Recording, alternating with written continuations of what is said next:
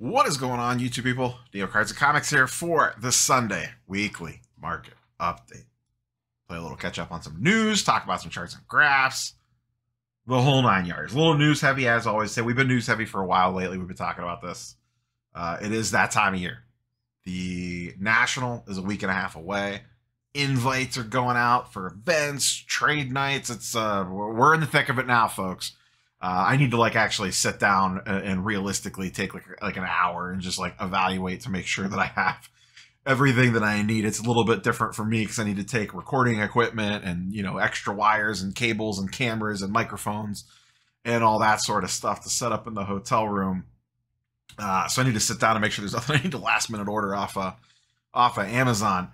But that time of year brings the news, and I think I have put out more news videos this month already, and we are only halfway through the month than I do in a typical month, and we still got a ways to go. I know there's a few other things at least percolating that I'll probably be breaking that out for between now and the end of the month. So the news keeps coming hot and heavy. Like I said, tis the season. If you are changing anything, shaking anything up, bringing out something new, this is the time. I didn't pull it up on screen. Probably the biggest thing of the week in the news front was the Fanatics events thing.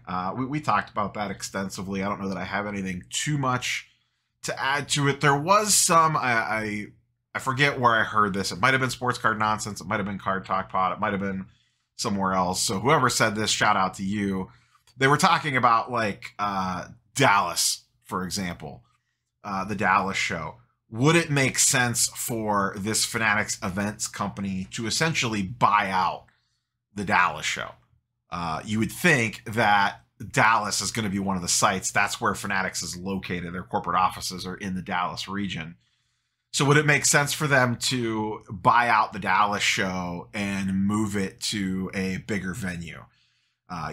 Take it to around the Cowboy Stadium, or maybe where the Mavericks play, or somewhere like that. Some other larger, I don't know if Dallas has an actual straight convention center, because I know that the actual Dallas show is not in Dallas per se. It's a little bit out of town. I've never been, but I understand the lay of the land a little bit. Do we see them potentially going to a show, a very well-established show like that, and say, cool, we're just going to buy you out. We run the Dallas show now. It's once a year instead of every quarter, or maybe they take it over for one of the months or something. Hey, you run your same show you've been running 3 out of the 4 quarters, and the 4th quarter we're running it and we're making it huge. Because the thing with these larger con style things, you usually don't have multiples of them in a year in the same city anyway. We'll see what ends up happening with all that, but I thought that was an interesting take in regards to could they go out and either partner with or buy out or whatever for some of these already established. You look at Burbank would be another one. Like this Fanatics events, go to them and say, okay, we're going to take this thing to the next level. We're going to go to the LA Convention Center instead of wherever they have that at now, and really blow that thing out. Because that's the thing. If you've never been to a Comic-Con style event before, there's just a lot of other stuff. You need way more space than just the space for the card show. I keep talking about New York City Comic Con because that's where I have firsthand experience. New York City Comic Con, the main floor is as big, if not bigger, than the National in Javits Center, and they have multiple floors. There is a lower level that is almost just as big as the National, so that's essentially 2 Nationals stacked on top of each other. That's where they do a lot of their autograph signings and artist alleys. And then there is a 3rd floor that is smaller where they do a lot of their panels. It's a lot of smaller rooms. It's not as big. But that space as a whole is way bigger than Chicago or even Atlantic City last year. And those are not small convention centers. So we will see where that all kind of shakes out in the end of things. But as I stated in that video, I'm actually kind of excited to see where that goes. I do enjoy attending stuff like that. It's fun. It's a fun social event. Not for everyone. And yes, they will be expensive. I just bought New York City Comic Con tickets. They're I think $75 a person for a weekday, and it gets more expensive on the weekends, and that's before you start tacking stuff on. Now, I don't know that that's what Fanatic events will cost, but when you start adding all that other stuff on, someone's got to pay for it. So Next, we've got some more national pricing for those doing some on-site grading. CGC came out and announced theirs. Beckett came out and announced theirs. CGC's, let me filter back. Actually went one page too far. CGC is really going at it. I got to give them props on most of this, and I'm going to take a swing at them on something else. Their on-site grading fees are extremely reasonable. $20 for end of show, when you compare that to everybody else, is dirt cheap. So they have come out with very aggressive pricing for on-site grading. Express is $55. That gets it to you by the end of the day, or 24 hours essentially. And then walkthrough is, hey, grade this, I'll be back in a couple hours to get it. But $20 for end of show is really, really strong, to be honest. If you had cards that you wanted to take, I'm actually going to evaluate it because I think I have a couple Marvel cards I wouldn't mind getting slabbed up, even in the new holder. Yes, I know, RIP the blue label. And then the thing that I wasn't real thrilled with about was this one. On the add-ons, my plan was to do some reholders while I was at the National. At least I was considering. I have that X-Men set that I was working on, and I said, well, if I'm gonna, I didn't send any more in, so it's either give up on it or reholder them. So I was considering going the reholder route, and I figured, oh, I'll do it there and, you know, save on the shipping and just get it done all in one shot, pick it up at the end of the show. Cool. At $5 per card. And they came out and their reholder service is $10 per card, at least as of right now. I've messaged them just to see, like, hey, like, why is this $10 not $5? Since, you know, you guys offered the $5 special for mail-in. I get that this is on site, but my thing was, it costs $20. Whoops. It costs $20 to grade the card outright. It costs $10 just to get it reholdered. Like, I don't know. That one seems like a little bit of a stretch. Let's get that down to $5, CGC. You got some time. You guys could do better. I think you should take one on the chin for the customers with the label swap arounds that you guys have done. So we'll see. They put out $10. Maybe we can get that changed. We'll see what we could do. But so, I'll give them hell for that one, but I will give them credit for $20 end of show per card grading. I thought was extremely reasonable. PSAs, I believe, is off the top of my head. I don't have it pulled up. We talked about it last week. I believe it was $150 if you're a Collectors Club member. Now, you know, obviously PSA, completely different world with resale value and stuff, but still, thought $20 was very, very reasonable for on-site grading. Beckett's. Beckett end of show pricing is $100 a card with subgrades. End of day is $200 a card. And while you wait, so essentially 3 hours or less, so if you drop it off first thing in the morning, is $300 a card. That is all with subgrade pricing. I have a card. I have that Jordan Scoring Kings. I thought about cracking out of a CSG holder and letting Beckett take a crack at it. At $100 a card, I was hoping it was going to be a little cheaper than that. We'll see. I may second thought that and just mail it in. I don't know. I need to run the numbers by the time you ship it there and back and all that stuff. It probably ends up just washing out, and then I just have the card done and in hand. So I'm going to take a look at that. I may end up grading that Scoring Kings there. I'll take my stuff with me to crack it out on site. I can make up my mind and just do end of show and hopefully get it back a little bit sooner than that. But that's Beckett pricing, 100, 200, 300, and then they have, you know, you can do RCR. I know a lot of people take advantage of the RCR for the quick flips. So, and then reholders are 25, 50, and 100, depending on what you are doing there. So now we wait. The only ones that we don't know, the big one anyways, is SGC. SGC has not yet announced what they are doing. Last year, they just did the RCR thing. They did not do on-site grading. I don't know if they will bring that back. They have not done RCR since then.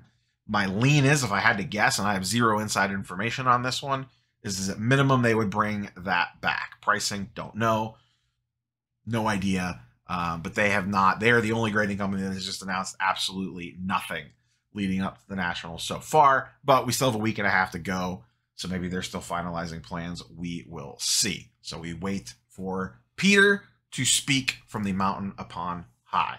In other grading news, we did a couple videos on this last week. ComC directed grading. I'm not going to beat a dead horse on this one, But I did want to mention a couple things. Some people seemed a little confused about this. This is specifically for sending raw cards that you already have in your possession. If you have cards in your inventory and you want to grade them, you can already do that now. That was what they announced a few months ago that I did some videos on, and I've actually used that a couple times now. It works very, very flawlessly. I did send in, so I did that video last week. I recorded that a couple days before it went up.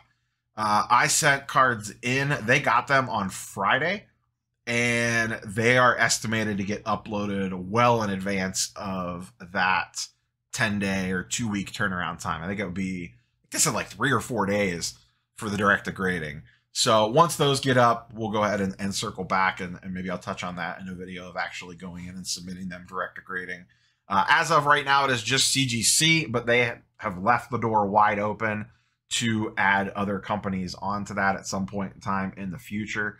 I think that'll be the thing that really moves the needle. I think the fact that it is just CGC right now is a little bit of a barrier to entry. But once they get more companies added in, assuming, like I said, once again, I'm assuming they are going to, that'll kind of open the thing up. Because it really would be nice. A nice advantage of that would be if you could grade with multiple companies, you could send, but you're sending all your cards to one place. So I could send a batch of cards in direct to grading, and then from there, split them out to different companies. So we always talk about use the right grading company for the job, depending on the card. And in a case like this, you could be like, okay, cool, I'm sending off 50 cards. I want 10 to go to this grading company, 10 to go to that grading company, and 30 to go to this grading company. But you only have to send them all to one group submitter, in style person, and then they'll get them back and get them into your account versus having to send them off to maybe 3 different group submitters. So some appeal there if they, or when they add additional grading companies on. So I just wanted to circle back on a couple things because I got that question a lot in the videos that I did this week. A non-sports card thing I wanted to mention, Marvel Masterpieces. Whoo boy. This thing keeps popping in and out of stock. It's gone up twice. They are $500 a box for Marvel Masterpieces 2023. Whew. Both times that they went up, I'm surprised they didn't raise the price up the second time. But both times that they went up on Dave and Adams, they were up for like 5 minutes. And they sold out. They went up on about a week and a half ago, and I missed it. And then they went up on Monday or Tuesday of this week, and I managed to get orders in, and I just got orders in. I got the order in for 3 boxes, which was the max. And then by the time the order completed, they were already sold out because I went back because I was curious about something, and I went back and I saw that they had sold out already. And to the best of my knowledge, they have not come back in stock yet. So I'm surprised box prices have not gone up yet. The other places have not put them up yet. Steel City has not put theirs up. Blowout has not put theirs up yet. But it seems like the people are excited about this one, and it is going to be tricky to track down. I would not be surprised if box prices increase. So I got some questions on Masterpieces. I did get 3 boxes. Not sure 100% what my plan is for all of those yet. It'll probably depend on what pricing does between now and then. I will at least rip 1 or 2 of them. I always say that, and then I'm probably going to love the cards because I do really like the artwork on this set. So I'll probably end up ripping the other ones as well. So we'll see what happens, but I just wanted to throw that in there, a little non-sports card nonsense on that one. One last news thing, and then we'll just get in a couple charts and graphs. And I'm not going to deep dive this one. This is something Dan the Cardman's been talking about. He's done multiple videos on this, and I thought about doing a video on it, but to be honest, he is in the weeds way more on this than I am and just knows it way better than I am. So instead of doing a deep dive on it, I'm just going to point you to his stuff. He's done 2 videos on this. So the gist of it is, and once again, I haven't deep dove this. I've just been watching Dan's videos really quickly and playing catch up. It essentially sounds like some Topps Chrome 2023 and some stuff from Bowman that essentially the people that Topps hired to maybe witness the autographs or to gather it up or whatever the case might be may have backdoored some of this stuff and either signed them themselves or just never actually turned them in. I think some of that stuff's a little bit nebulous. Once again, I don't want to dive too deep into this because I just don't know it off the top of my head that well. But there is some some sneaky things running around out there in the wild. So buyer beware on the secondary market on these, on the cards in question. Some of the players have come out and been like, that is not my signature.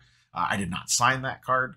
So once again, recommend going checking out Dan the Cardman's channel. He does pretty good work overall. These two, I think, there's at least 2 videos he's done on this now. I would just recommend going to watch those. But I wanted to kind of PSA at Not the Grading Company, public service announcement, and just kind of point you in his direction versus doing my own deep dive on it. But definitely seems a little shady. And I still, Dan can correct me if I'm wrong, I don't believe Topps/Fanatics has responded yet in any way, shape, or form. At least I haven't seen him do a video on it, and I feel like he would if that did happen. Maybe they may still, to be fair to them, they may still be looking into it, but you would think you would at least say like, hey, we're checking, get back to you later. I don't know. So there is that going on as well. With that being said, let's go ahead and dive into some charts and graphs in the good old market movers. Link in the description down below. Get the first couple weeks for free and then get a percentage off after the fact if you want access to your own charts and graphs. First up, baseball. We'll keep this kind of quick. I have one thing pulled out for each individual sport. I wanted to dive back into Ohtani again. Someone pointed out in the comments, might have been on last week's video actually, about his first Bowman Chrome, just base Chrome. Kind of how much that goes for now and how much that's gone up over the last few months. And I looked and I was shocked. I didn't realize that it was, well over $1,000 card for just his base Chrome. It's the pop on it. It's around 3,000. So it's not like they're not super rare. I was just a little surprised that it went for that much. So what I did, and kind of where I wanted to go with this, I pulled up about 5 cards here. They're not every single one. Ohtani does have a decent amount of rookies because they did milk him a little bit that year. What I was kind of curious about was if you were in the market for an Ohtani and not something like uber crazy, like one of his autos or anything absolutely wild or something super short printed numbered, what is his kind of go-to nicer rookie card, not just like a base paper. So I pulled some things up for consideration and curious for your thoughts and comments.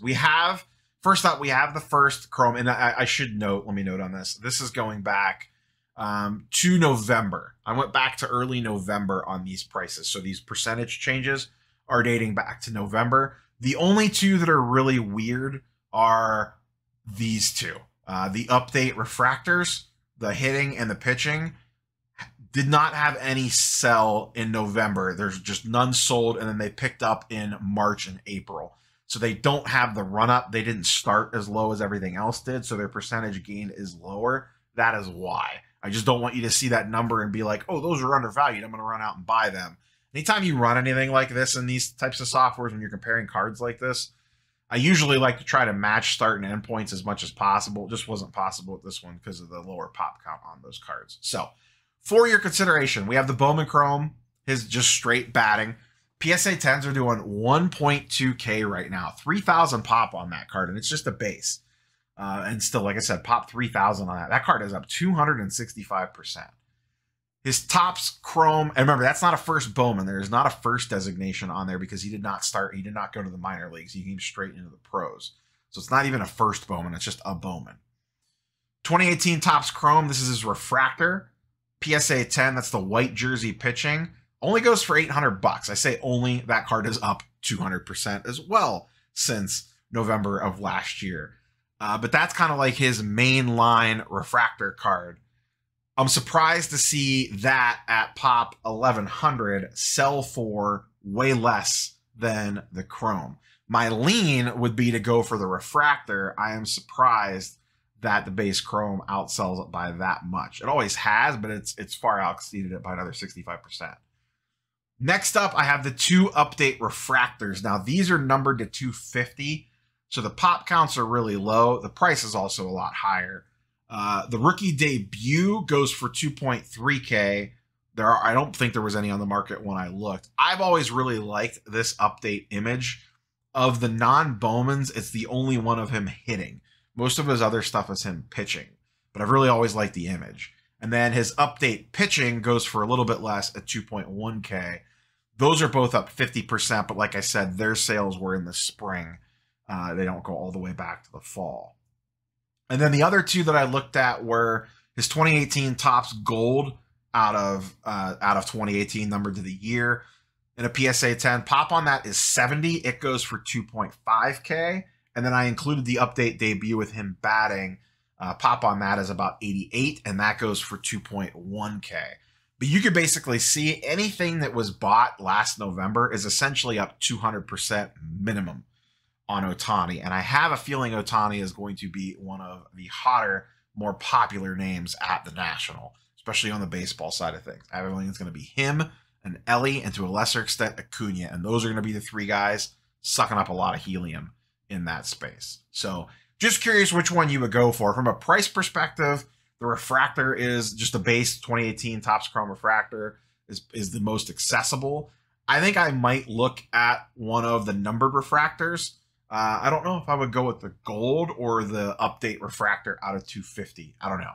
The numbering on the update refractor is intriguing versus the base gold Topps numbered to 2018.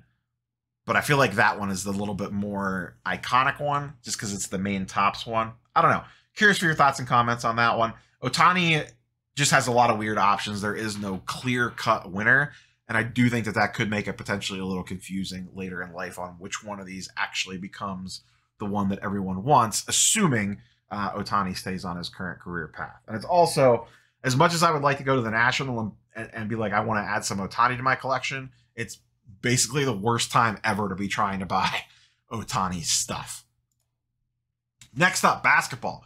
I was kind of curious to see how some of the kids' prices moved with Summer League action. The NBA Summer League has come to an end. And I looked at silver raws of the most recent couple years. And really most of this is just all 2022.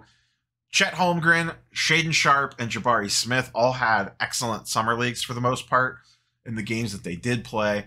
I just looked at, once again, raw pricing because there's still not a ton of these on the Pop Report because this product is not too terribly old. And these guys did get bump ups. I ran back, I think, 60 days on this. Yeah, 60 days.